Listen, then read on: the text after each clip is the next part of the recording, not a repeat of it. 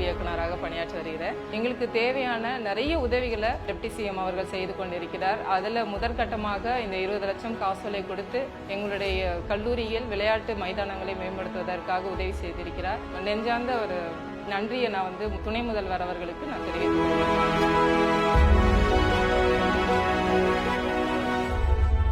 Last time senior nationals நம்ம தமிழ்நாட்டு சார்பாக விளையாண்டு கோல்டு மெடல் எடுத்ததுக்காக 3% ஸ்போர்ட்ஸ் கோட்டாவில் அப்பாயின்மெண்ட் போட்டாங்க.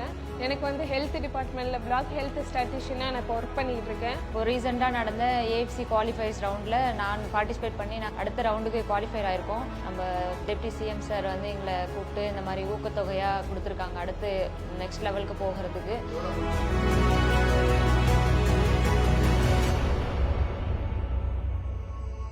நாங்கள் ரீசெண்டாக நடந்த 52nd சீனியர் நேஷனல் கேரம் சாம்பியன்ஷிப்பில் டெல்லியில் நடந்தது. அங்கே டீம் சாம்பியன்ஷிப் வின் பண்ணோம்.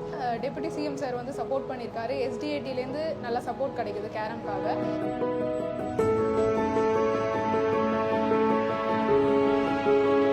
அக்டோபரில் நடக்கிற கிராவல் வேர்ல்ட் சாம்பியன்ஷிப் சைக்கிளிங் போட்டியில் கலந்துக்காக ட்ரைனிங் பண்ணிட்டு இருக்கிறேன். சைக்கிளிங் ரொம்ப எக்ஸ்பென்சிவான ஸ்போர்ட்ஸு. சைக்கிளே 10 lakhs 5 lakhs அந்த ரேஞ்சில் வந்துட்டே இருக்கும். செல்ஃபாக சப்போர்ட் பண்ணுறதுக்கு ரொம்பவே கஷ்டமாக இருக்கும். அப்போ அது கவர்மெண்ட் புரிந்து கொண்டு நமக்கு அந்த எக்யூப்மெண்ட் சப்போர்ட்டும் எல்லாம் பண்ணி கொடுத்துட்றாங்க. அப்பா அம்மா இப்போது சின்னதாக மெஸ் வச்சுருக்காங்க. அதனால தான் எந்த வசதி வாய்ப்பு இல்லை வாங்கி தரக்கு இதுவெல்லாம். அதுவும் சைக்கிள் 9.5 lakhs வந்துருச்சு.